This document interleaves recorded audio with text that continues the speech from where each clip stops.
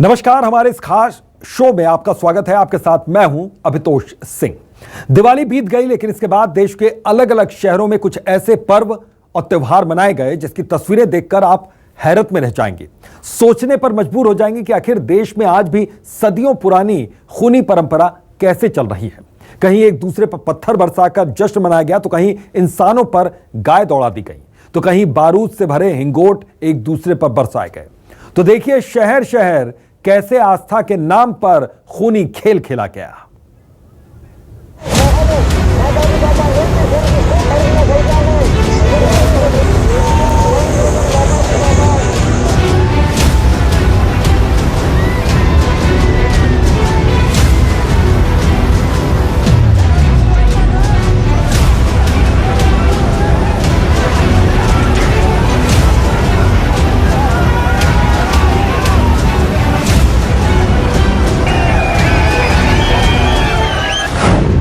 न कोई झगड़ा, न कोई फसाद, फिर भी दो गुटों में पत्थरों की बरसात।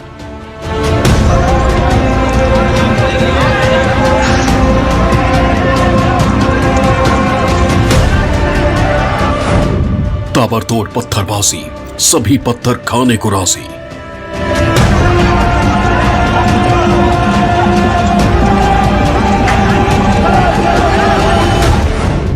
हर कोई खुशी से खा रहा पत्थर, न कोई गिला न कोई शिकवा, क्या है चक्कर।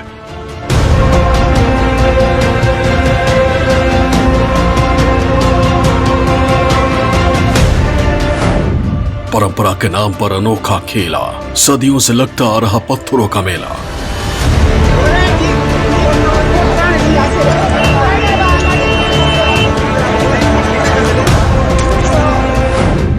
शहर शहर अजब गजब परंपरा, क्या है खूनी खेल की मान्यता।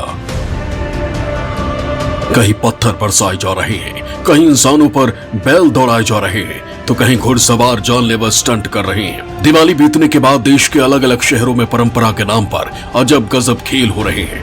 ये खेल देख आपके रोंगटे खड़े हो जाएंगे, क्योंकि तस्वीरें देखने में किसी युद्ध से कम नहीं है।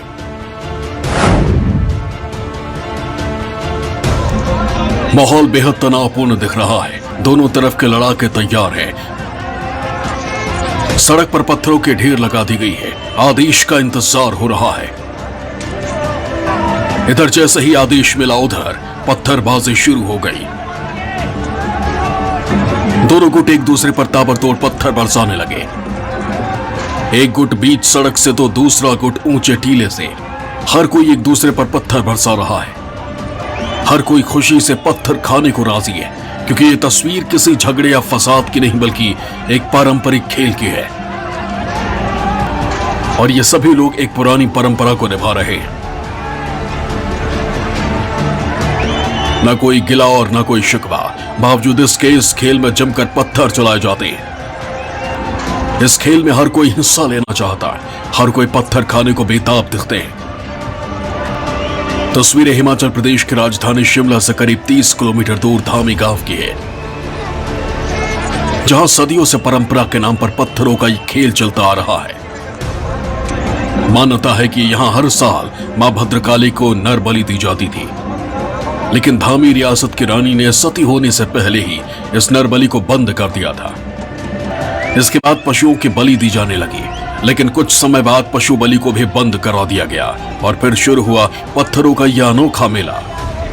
बहुत ही वर्षों पहले मानव बलि हुआ करती थी, तो रियासत में जब मानव बलि हुआ करती थी, उससे माना जाता था कि मानव का खून लगाने से, जब मानव का खून लगता था तो भद्रकाली माता जो हमारे यहाँ पे है वो खुश होती थी। और यहाँ पे जो हमारी रियासत है, धामी रियासत है, तो उसमें खुशहाली आती थी, महामारी नहीं फैलती थी। तो इस तरह की मान्यता मानी जाती है। जो जहाँ ये खेल का चौरा बोलते हैं, जहाँ खेल मनाया जाता है, वहाँ भद्रकाली माता का मंदिर है। तो उस टाइम में कहा जाता है कि भाई नर बलि लगती थी।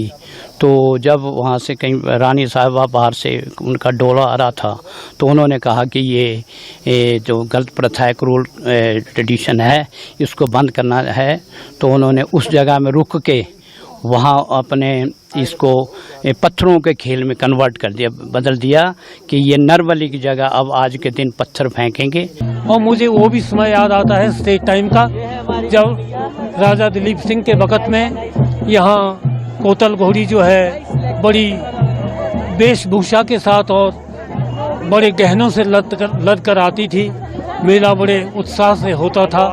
आज परिवेश बदल गया है, लेकिन फिर भी आश्चर्य होता है कि लोगों की आस्था किस तरह से दो टोलियों के बीच, जमोगी और कटेड़ुओं के बीच होने वाले इस मेले को, जिसमें पत्थर चलते हैं, पत्थर के इस भीड़ को भी लोगों की आस्था जो है खेल में बदल देती है।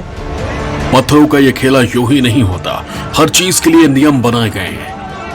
पत्थर चलने के भी तौर तरीके तय किए गए हैं।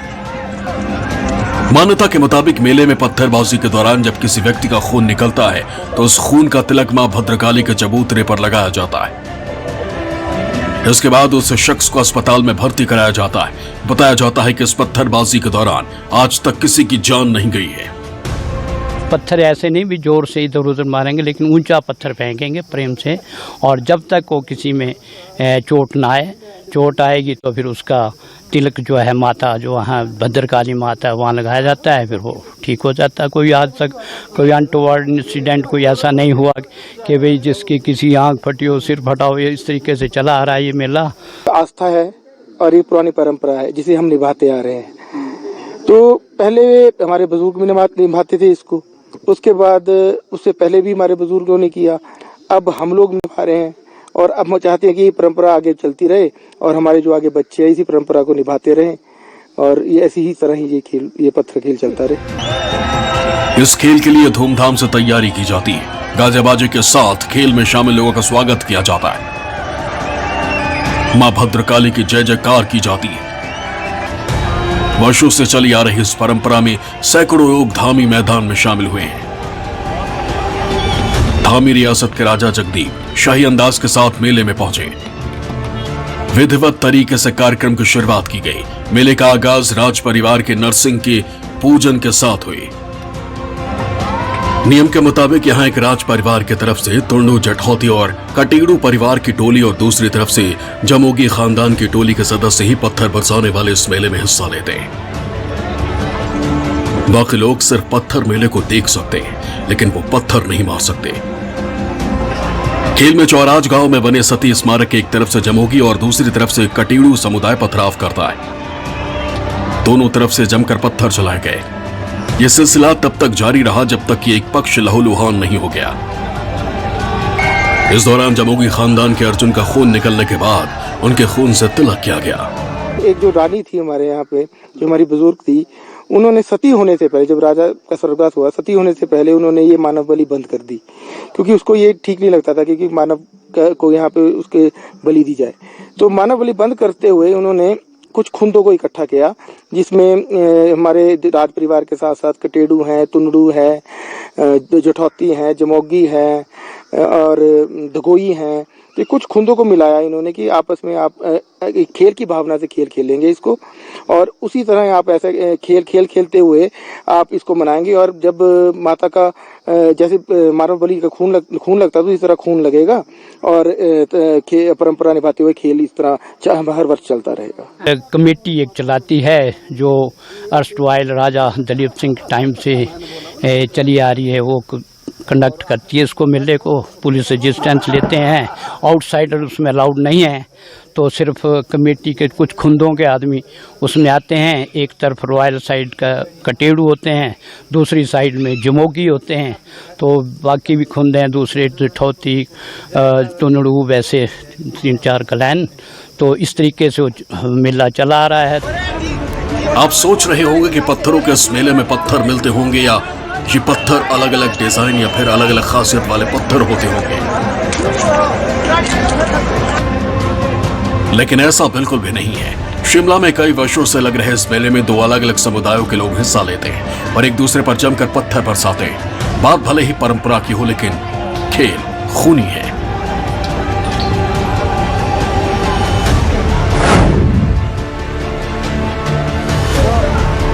अब जरा एमपी के इंदौर की तस्वीर देखिए।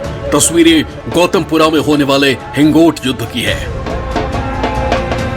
मान्यता के मुताबिक कलंगी और तुर्रा नाम की 2 सेनाओं के बीच आमने सामने का युद्ध होता है।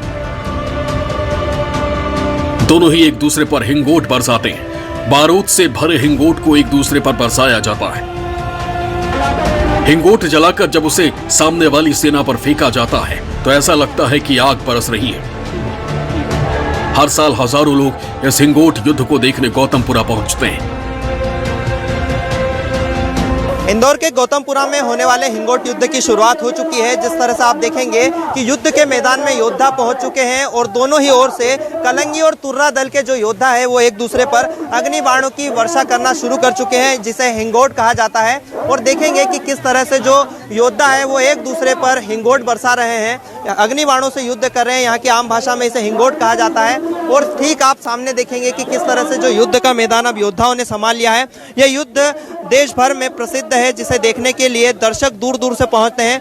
ठीक सामने आप देखेंगे कि दर्शक दीर्घा में किस तरह से जो लोग बड़ी संख्या में यहाँ पहुंच चुके हैं और जिस तरह से जो युद्ध है वो गौतमपुरा में होने वाला हिंगोट युद्ध अब शुरू हो चुका है। प्रशासन द्वारा यहाँ मकबूल व्यवस्था की गई, तमाम व्यवस्था की गई। चाक चौबंद व्यवस्था के साथ यहाँ जो है पुलिस प्रशासन द्वारा लगातार मुस्तैदी बरती जा रही है। और जो प्रतिवर्ष यह हिंगोट युद्ध होता है उसकी शुरुआत फिर से हो चुकी है। और गौतमपुरा में होने वाले इस हिंगोट युद्ध में कलंगी और तुर्रा दोनों ही दल के जो योद्धा होते हैं वे एक दूसरे पर हिंगोट्स की बरसात करने लगे हैं। केशव मराठा के साथ यत्नेश सेन, गौतमपुरा। मान्यता के मुताबिक दोनों सेनाओं के योद्धा पहले भगवान देवनारायण मंदिर पहुंचते हैं। भगवान का आशीर्वाद लेने के बाद हिंगोट युद्ध शुरू होता है। बता दें कि हिंगोट एक स्थानीय फल है जो नींबू के आकार का होता है। बाहरी हिस्सा सख्त और अंदर गुदा भरा होता है। गुदा निकालकर उसमें बारूद भर दिया जाता है। जलाने पर हिंगोट किसी तीर की भांति सामने वाली सेना पर जाकर गिरता है। हिंगोट बनाने की प्रक्रिया युद्ध से काफी पहले शुरू हो जाती है।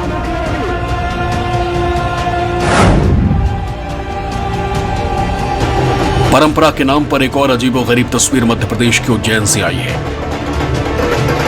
देखिए, एक गली में लोगों की भीड़ लगी हुई है। जश्न का माहौल है। सड़क पर कुछ लोग आते हैं और लेटने लग जाते हैं। देखते ही देखते एक एक कर कई लोग सड़क पर लेट जाते हैं। दूसरी तरफ कई गायों को भी तैयार किया जाता है। कुछ ही देर बाद सभी गायों को एक एक कर उन लोगों के ऊपर से निकाल दिया जाता है। गाय के जाते ही लोग उठ खड़े होते हैं और झूमने लग जाते हैं। दरअसल उज्जैन के बड़े नगर में दिवाली के 2 दिन बाद गाय गौहरी पर्व मनाया गया। इसके तहत मन्नत मांगने वालों की मन्नत पूरी होने पर लोग जमीन पर लेटते हैं और ऊपर से सैकड़ों गाय दौड़कर निकलती हैं। मन्नतधारियों का मानना है कि इससे भगवान का आशीर्वाद प्राप्त होता है। अमूमन यह पर्व दीपावली के दूसरे दिन मनाया जाता है, लेकिन मंगलवार को सूर्य ग्रहण की वजह से इस पर्व को एक दिन बाद मनाया गया।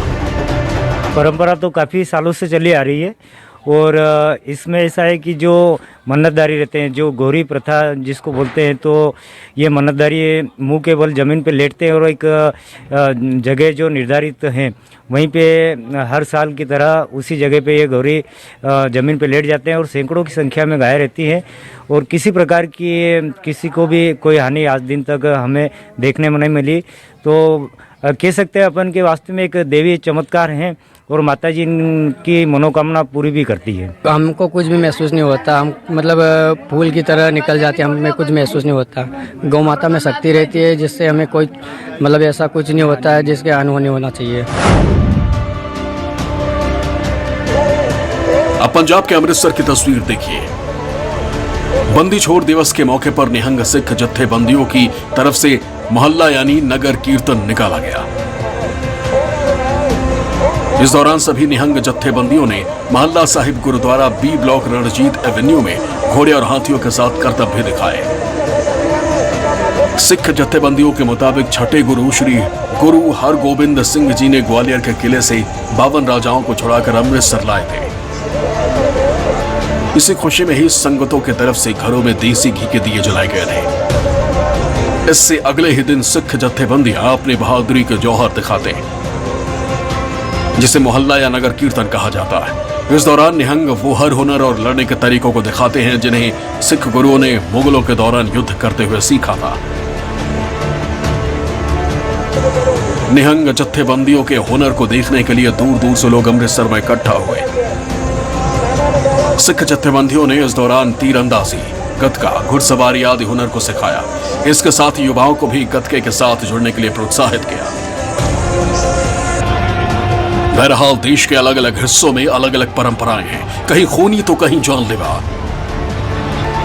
आस्था के नाम पर आज भी देश में अजीबोगरीब मान्यताएं चली आ रही हैं। इन तस्वीरों को दिखाने के पीछे हमारा मकसद किसी की भावनाओं को ठेस पहुंचाना नहीं है, लेकिन खूनी खेल की वजह से कई लोग घायल होते हैं। यहां तक कि कई जगहों पर बातों की जान पर भी आन पड़ती है। शिमला से राजेश शर्मा के साथ ब्यूरो रिपोर्ट, न्यूज़ 24। बढ़ते आगे, शिवपुरी में गोवर्धन त्योहार के मौके पर डांस का आयोजन किया गया। डांस कर मौनी बाबा ने खुशहाली की कामना की। दिनारा समेत 12 गांव में परंपरा के मुताबिक मौनी बाबाओं ने मौन रहकर मौनी नृत्य किया। बताया जा रहा है कि मौनी बाबा भगवान श्री कृष्ण को खुश करने के लिए इस तरीके से डांस करते हैं। मौनी बाबा ने डांस कर खुशहाली की कामना की और ये जो परंपरा है यहाँ पर सदियों पुरानी परंपरा बताई जा रही है, सालों से ऐसी ही होती चली आ रही है। ये देखिए, तो भगवान श्री कृष्ण को खुश करने के लिए इस डांस का आयोजन किया जाता है। तो गोवर्धन त्योहार के मौके पर मौनी डांस यहाँ पर किया गया। मौनी बाबा ने डांस कर खुशहाली की कामना की। दिनारा समेत 12 गांव में मौनी डांस का आयोजन किया गया। भगवान श्री कृष्ण को खुश करने के लिए ये डांस किया जाता है। बालाघाट में भाई दूज के मौके पर बस स्टैंड में गोवारी समाज ने गाय को खिलाने की रस्म करवाई गई। इस दौरान गोवारी समाज के लोगों ने पारंपरिक वेशभूषा में जमकर डांस किया। वहीं गोवारी समाज के कार्यक्रम में परसवाड़ा के पूर्व विधायक ने जमकर डांस किया। इस दौरान गोवर्धन भगवान की खिलिया मुखिया देव के सामने पूजा की गई। तो गाय को किस तरीके से यहाँ पर खिलाते हुए नजर आए भक्त, गोवारी समाज के लोगों ने जमकर यहाँ पर किया डांस। तो परसवाड़ा के पूर्व विधायक ने भी जमकर यहाँ पर डांस किया। गाय खिलावन की परंपरा जो है पुरातन काल से हमारे बुजुर्गों के द्वारा कराई गई है। उसी पूजा पद्धति को हम युवा पीढ़ी आगे बढ़ा रहे हैं। और गाय खिलावन की प्रथा जो है ग्वारी समाज की है। गाय खिलाना और गाय को पकवान खिला के उसकी पूजा करना, यह हमारा धर्म है, हमारा कर्तव्य है। इधर नर्मदापुरम में गोवर्धन पूजा पर अनूठी परंपरा निभाई जाती है, जिसमें ग्वाल समाज के लोगों द्वारा सामूहिक गोवर्धन पूजा कर छोटे छोटे बच्चों को गोबर पर लिटाया जाता है। इस दौरान छोटे छोटे बच्चे रोते हुए नजर आते हैं। दरअसल मान्यता यह है कि बच्चों को गोबर पर लिटाने से बच्चा बलवान और खुशपुष्ट और निरोगी बना रहता है। गोवर्धन पूजा पर अनूठी रस्म अदायगी यहाँ पर की जाती है, अनूठी परंपरा यहाँ पर निभाई जाती है। सालों से ये परंपरा यूं ही चली आ रही है।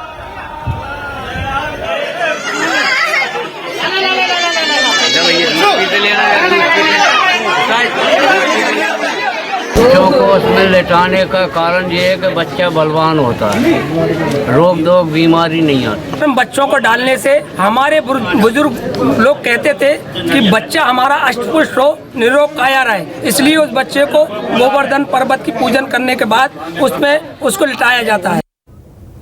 खबर सीहोर से, यहां आस्था के नाम पर नगर के ग्वालटोली इलाके में गोबर पर मासूम बच्चों को लिटाया गया। इतना ही नहीं, बच्चों को गोबर पर बिठाकर लिटाकर उनके अच्छे स्वास्थ्य की कामना की गई। आस्था के नाम पर सालों से परंपरा यहां पर यूं ही चली आ रही है। तो यादव समाज के लोग दीपावली के दूसरे दिन गोवर्धन पूजा करते हैं, लेकिन इस बार सूर्य ग्रहण के चलते इसे एक दिन आगे बढ़ाया गया और आज पूजा की गई। इसके बाद समाज के लोगों ने बड़ी मात्रा में गोवर्धन का पर्वत बनाकर मोर का पंख लगाया। गोवर्धन को सजाकर समाज की बड़ी संख्या में मौजूद लोगों ने इनकी पूजा अर्चना की।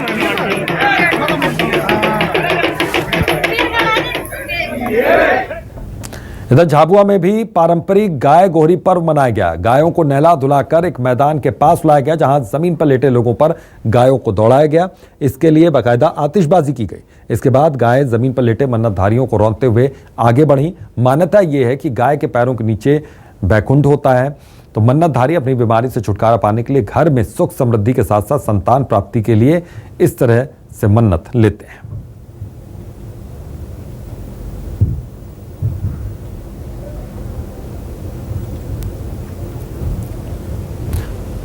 खबर सीहोर से, जहां दिवाली पर हर साल एकम पड़वा के दिन गुर्जर समाज के आराध्य भगवान श्री देव नारायण के स्थान पर कई सालों से विशेष आयोजन होता चला रहा है। इस आयोजन पर गुर्जर समाज के लोग इस आयोजन को बड़े ही मिलकर श्रद्धा और धूमधाम से मनाते हैं। ऐसा माना जाता है कि भगवान श्री देव नारायण को गायों से बड़ा प्रेम था, तो भगवान श्री देव नारायण सभी गायों को एक जगह एकत्रित कर एकम पड़वा के दिन विशेष पूजा अर्चना करते थे। तो इसी का निर्वहन यहाँ पर किया जा रहा है।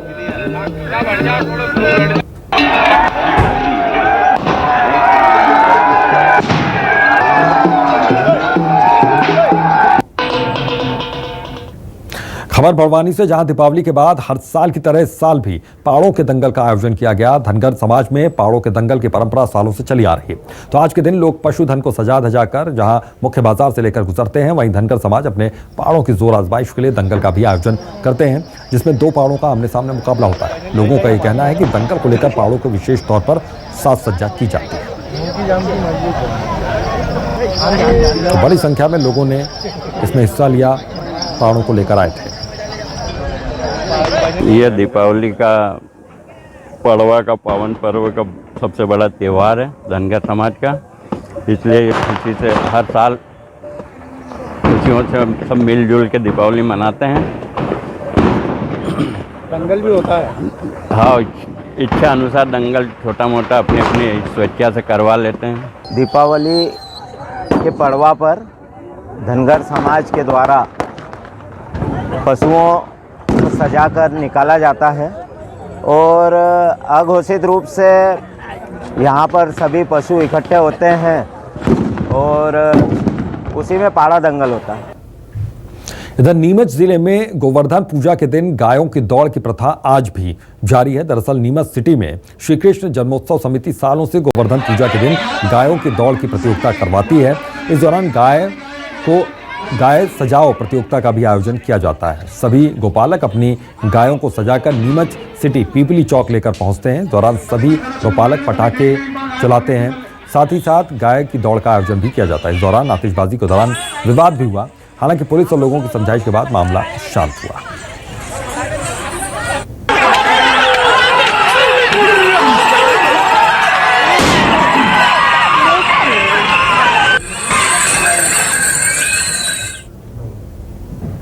खबर सीहोर से, जहां अंधविश्वास कितना हावी है उसका जीता जागता प्रमाण पड़वा को देखने को मिलता है। यहाँ ऐसा सच देखने को मिला जिसे देखकर कोई भी दांतों तले उंगली दबा ले। नजारा काफी चौंकाने वाला नजर आ रहा था। जैसे ही सांप की आकृति बनी थाली को नगाड़े की तरह लोगों ने बजाना शुरू कर दिया।